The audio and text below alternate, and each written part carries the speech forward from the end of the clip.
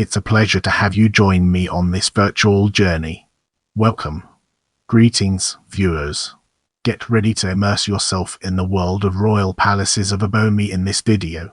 The Royal Palaces of Abomey are 12 palaces spread over an area of 40 ha at the heart of the Abomey town in Benin, formerly the capital of the West African Kingdom of Dahomey. The kingdom was founded in 1625 by the Fon people who developed it into a powerful military and commercial empire, which dominated trade with European slave traders on the slave coast until the late 19th century, to whom they sold their prisoners of war. At its peak, the palaces could accommodate up to 8,000 people. The king's palace included a two-story building known as the cowrie house or akuehue. Under the 12 kings who succeeded from 1625 to 1900, the kingdom established itself as one of the most powerful of the western coast of Africa. UNESCO had inscribed the palaces on the list of World Heritage Sites in Africa.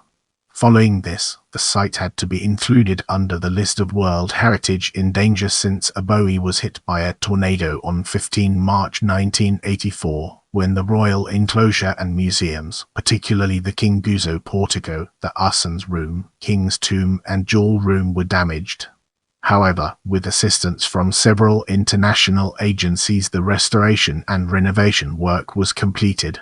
Based on the corrective works carried out and reports received on these renovations at Abomey, UNESCO decided to remove the Royal Palaces of Abomey, Benin, from the list of World Heritage in danger in July 2007.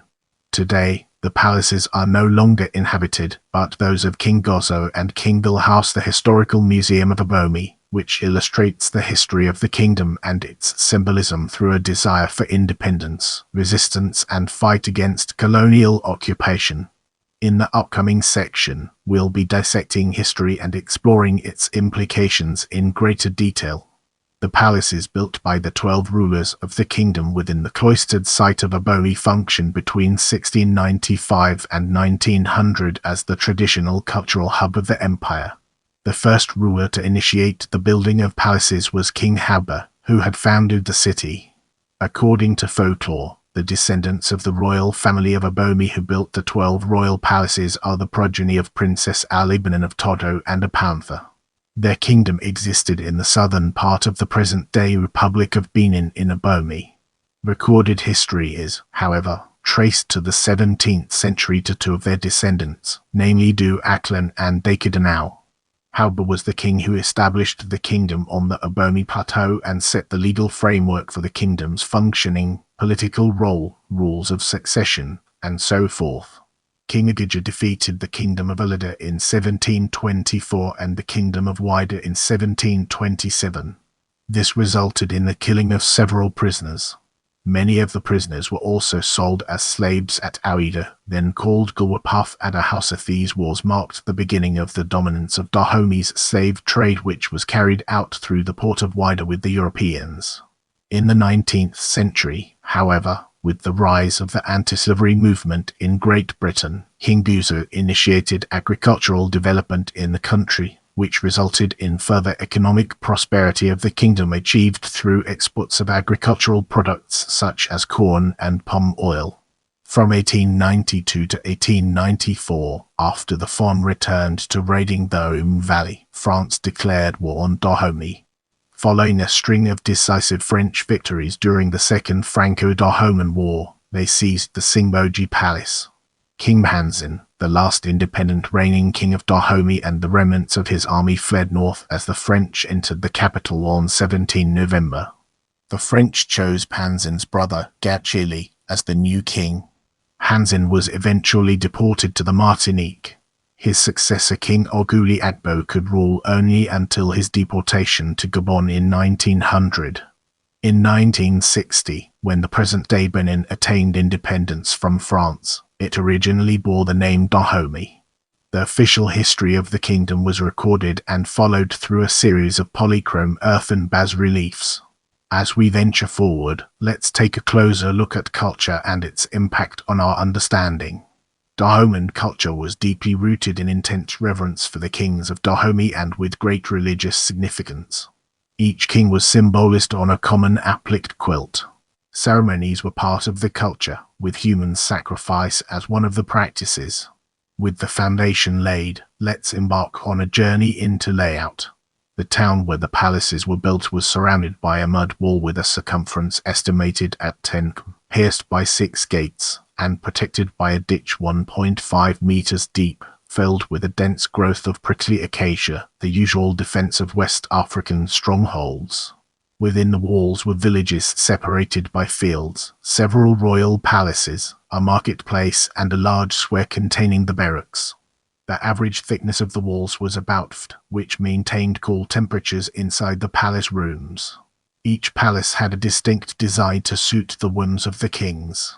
The prodigy through the Honua formed the first interior courtyard of the palace, while the second interior courtyard Jalalanu was by the Logodo. The Jalala, a unique building, which has many types of openings, is in the second courtyard. The walls have decorations of suggested images in bas-relief. The palaces of Gul and Guezo, which survived the intentional fire of 1894 set by Pansin, were restored and they are now part of the museum. The materials used for construction consisted of earth for the foundations, floors, and raised structures. The woodwork was made with palm, bamboo, iroko, and mahogany species. Roof was made of straw and sheet metal. Brace yourself for a deep dive into bas-reliefs as we explore its impact and relevance in our evolving narrative. The bas-reliefs functioned as a record book in the absence of written documents to record the significant events in the evolution of the Fon people and their empire, relating the military victories and power of each king and documenting the Fon people's myths, customs, and rituals. However, in 1892, in defiance of French occupation, King Pansin ordered that the city and the palaces be burned. Providentially, most monuments survived the fire and many palaces have been since restored. Copper and brass plaques adorned the walls. The bas-reliefs were inlaid in walls and pillars. They were made out of earth from ant-hills mixed with palm oil and dyed with vegetable and mineral pigments. They represent one of the most impressive highlights of the palaces, which are now on display in the museum and replaced by replicas. Many of the objects exhibited in the museum, which were part of the religious ceremonies conducted by the kings in the past, are used even now by the royal family of Dahomey in their religious rites. In the upcoming section, we'll be dissecting UNESCO recognition and exploring its intricate connections to our topic. In recognition of the unique cultural significance of these monuments, UNESCO inscribed the Royal Palaces of Abomey under the list of World Heritage Sites in 1985 under Culture Criteria 4. The site inscribed consists of 2 zones, namely, the palaces which form the principal zone and the Akoba Palace zone on the north-northwest part of the site. Both zones are enclosed within a partially preserved cob walls. The UNESCO inscription states, from 1625 to 1912 kings succeeded one another at the head of the powerful kingdom of Abomey. With the exception of King Akoba, who used a separate enclosure, they each had their palaces built within the same cob wall area, in keeping with previous palaces as regards the use of space and materials. The Royal Palaces of Abomey are a unique reminder of this vanished kingdom. The Royal Palaces of Abomey were taken off the list of World Heritage Sites in danger in July 2007. In the following section, we'll be immersing ourselves in the captivating world of Abomey Historical Museum. The Abomey Historical Museum is housed in a building built over an area of 5 acres, which was established in 1943 by the French colonial administration. Its coverage includes all the palaces within an area of 40 ha, and particularly the palaces of King Guezo and King Gul. The museum has 1,050 exhibits. Most of these belonged to the kings who ruled Dahomey. The museum has many exhibits, which represent the culture of the Kingdom of Dahomey. Some of the significant exhibits are appliqued king quilt, traditional drums, and paintings of ceremonies and the war between France and Dahomey. In this section, we'll be deep diving into restitutions from French collections and financial support for a new museum, unraveling its complexities and uncovering valuable insights. On 24 December 2020, the French government enacted a new law that allows for the permanent restitution of several cultural objects from French collections to Senegal and the Republic of Benin.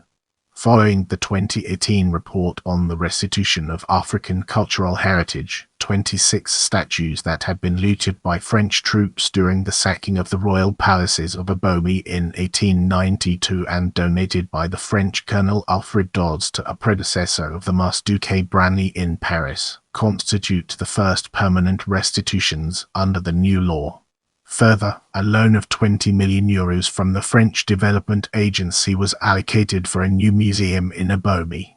The 26 cultural artifacts were repatriated to Benin and starting in early 2022 were on display at the Benin's Palais de l'Homme in Cotonou. The artifacts have been scheduled to travel around the country and be on display in several museums over the following years, finally landing for permanent display in the Museum of the Epics of Amazons and Kings of Dahomey in Abomey. The decolonization of museums is part of a growing global movement to repatriate cultural property to their country of origin. In this part of the video, we'll be diving deep into 2009 damages by fire and unraveling its profound impact. On 21 January 2009, many of the buildings of the royal palaces were destroyed by a bushfire, although it was unknown where the fire had originated. The extent of the flames spread rapidly as a result of the harmattan winds, and demolished the straw roof and framework of several of the surrounding buildings. Tombs belonging to Kings Gongo and Guezo and their wives were also destroyed in the flames. Authorities acted swiftly in a state of emergency to discuss plans to restore the dilapidated buildings. Such plans included the desiccation of water from the structural remains and fire extinguishing equipment to aid in the prevention of similar incidents. Restoration works were supported by international organizations upon request by the Benin authorities and the World Heritage Center. In the next portion, we'll be immersing ourselves in the realm of conservation and protection and examining its broader implications. Extensive conservation work, extensions of buildings and collections have been carried out since 1992. The Italian Agency for Development Cooperation has been a generous donor, financing it under the PREMA Abomey program. Conservation work and the enhancement of buildings and collections has been implemented since 1992. This work was possible due to funds to an amount of us arranged through UNESCO Trust. Other donors who also contributed to the work were ICRAM's PREMA program, the Getty Conservation Institute and Sweden. The bas-reliefs that once decorated the palaces have been restored with special efforts of the Getty Conservation Institute since 1993. In one palace, as many as 50 of the 56 bas-reliefs have been conserved with hands-on involvement of the members of the Benin Cultural Heritage staff. Many of the artists employed at the palaces came from the Dahomey area. In August 2007, Republic of Benin adopted Law No. 2007-20 of 23 on the protection of cultural heritage and natural heritage of cultural significance. In 2006, the city of Abomey decreed an urban and planning regulation, which provides a secure framework for the protection of the site. The site of the Royal Palaces of Abomey has always included sacred spaces that are respected by the royal families and populations. The organization of ritual ceremonies is another manner of appropriate safeguarding. Without wasting any more time, let's jump into the fascinating world of gallery. File Abomey Palais de Simbaji Palace after the fire 1895 File Celebration at Abomey. Dance of the Fon Footage Women Dance of the Fon Women during celebrations File Voodoo Altar Voodoo Altar in Abomey, Benin. If you enjoyed this video, don't forget to give it a thumbs up and subscribe to my channel.